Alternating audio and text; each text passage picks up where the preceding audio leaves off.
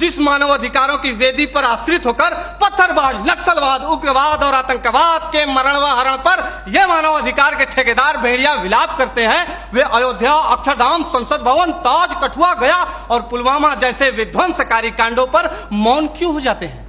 महोदय, प्रशिक्षण काल से ही हमें एक गोली एक दुश्मन, जिसकी पहल उसकी जीत जैसे प्रेरणादायक पंक्ति स्वरूप गुरु मंत्र दिए जाते हैं, परंतु वास्तविकता तो यह है कि मानव अधिकारों के अनुपालन की जंजीरों में जकड़े हम सुरक्षा बल एक आईडी कई जवान दुश्मन की पहल, सैनिक की शहादत जैसे ज्वलंत उदाहरणों का निर्मम साक्षात्कार करते हैं। महोदय, जहां कानून व्यवस्था चरमरा जाती है, आतंकी हुकूमत चलती है, मानवता का अस्तित्व खतरे में पड़ जाता है, वहां पुनः शांति स्थापित करने के लिए सशस्त्र सुरक्षा बलों की तैनाती की जाती है। ऐसी कठिन परिस्थिति में मानव अधिकारों का अनुपालन करते हुए आतंकवाद एवं उग्रवाद के विरुद्ध लड़ना, वो भी प्रभावी तरीके से, कतई संभव नहीं है। एक सैनिक होने के नाते मैं यही कहूंगा कि शस्त्र मिले हैं, कर्म करो, सर्वनाश करो गद्दारों का। आज मानवता है खतरे में, तो क्या करोगे मानव अधिकारों का? महोदय, मानव अधिकारों के अनुपालन का ही नतीजा है कि पश्चिम बंगाल के एक छोटे से गांव नक्सलवाड़ी से शुरू हुआ नक्सलवाद हमारे देश के 240 जिलों में फैल चुका था। लेकिन जब सुरक्षा बलों ने उनके खिलाफ कठोर और दंडात्मक कार्रवाई की तो यह सिर्फ 90 जिलों में सीमित कर रह गया है। महोदय, सुरक्षा बलों को मानव अधिकारों का पाठ पढ़ाने वाले मैं अपने विपक्षी साथियों से पूछना चाहता हूं कि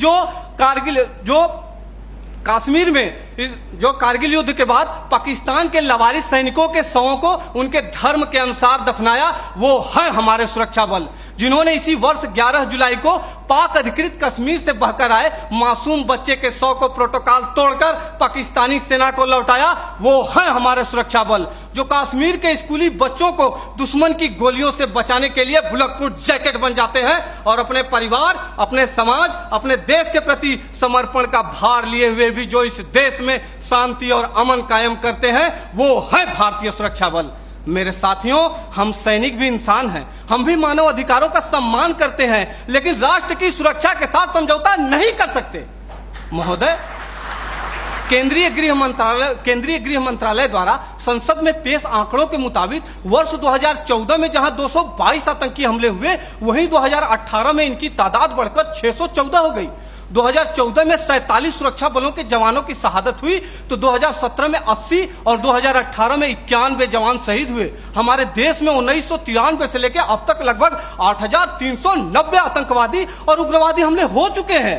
महोदय, पूरा देश जानता है कि ईद की छुट्टी के लिए जा रहे सेना के जवान औरंगजेब को आतंकियों ने अपहरण कर निर्दयता पूर्वक हत्या कर दी, तब तो किसी ने भी औरंगजेब के मानव अधिकारों के लिए आवाज नहीं उठाई। वही खुखार आतंकवादी अफजल गुरु को कानूनी प्रक्रिया के तहत फांसी की सजा दी गई, फिर भी हमारे देश के प्रतिष्ठित शिक्षण संस्थानों में राष्ट्र विरोधी नारे लगाए जाते हैं। दर्द तो हद से तब गुजर जाता है जब सर्जिकल स्ट्राइक और एयर स्ट्राइक जैसे सफल ऑपरेशनों के लिए हमसे सबूत मांगे जाते हैं। हमारे धार्मिक ग्रंथों में कहा गया है कि सीता हरण किया रावण ने, मानवता को ललकारा था, श्री राम प्रभु ने रावण को लंका में घुसकर मारा था। हम उन्हीं राम के अनुयायी सम्रानर हार नहीं सकते, जो रच रहे षड्यंत्र उन्हें क्या घुसकर मार नहीं सकते? महोदय, मैं अपने विपक्षी साथियों से पूछना चाहता हूं कि जब आतंकवादी हम पर अंधाधुंध गोलीबारी करे तो क्या हम सफेद झंडा लेकर मानव अधिकारों का शांति पाठ करें? आतंकियों को पनाह देने वाले स्थानीय लोग हम पर गाली गोली और पत्थर बरसाते रहे और हम उन्हें प्यार बांटते रहे? नहीं महोदय, नहीं। प्यार और सम्मान तो वहां बांटना चाहिए जहां से वापसी की उम्मीद हो। महोदय, मैं यह नहीं कहता कि मानव अधिकारों का अनुपालन नहीं करना चाहिए, लेकिन वे लोग जो मानव अधिकारों का दुरुपयोग करके सुरक्षा बलों को प्रभावहीन करने की कोशिश करते हैं, उन्हें कठोर से कठोर दंड देकर उनके साथियों को यह संदेश देना होगा ताकि भविष्य में कोई भी इंसान आतंकवादी, उग्रवादी और नक्सलवादी बनने की हिम्मत ना करे। धन्यवाद। जय हिंद।